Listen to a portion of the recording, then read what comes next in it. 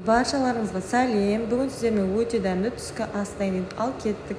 Енді ыдысымыздың жартысына гречкамызды салып, жақсылап жуып, майымызға салып, аздап бір қуырып аламыз. Қуырылған гречкамыздың бетіне жарты кесе суымызды құйып, 20 минутқа бұқтырып аламыз. Енді тауыққа кірсеміз.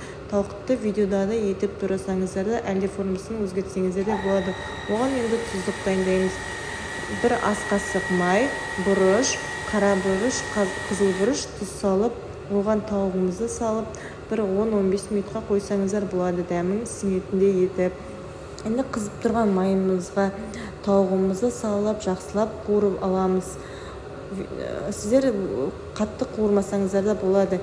Енді авокадомызды турап, оған сиырымызды турап, оған қызанағымызды турап, үстіне аскөк қосып, бір ас қасық майымен дәміне қарай тұзын салып, бұлғалап, дәмін сіңіртеміз. Енді дайын болған ингредиенттердің барлығын тарелкеге салып, әдемілеп, барлығын салып дайындап қоясыздар. Дайын болған асымыздың дәмін көреміз. Өте дәмді болып шықты. Үйде дайындасаңыздар болады. Ас болсын, менің каналымызға тіркеліңіздер.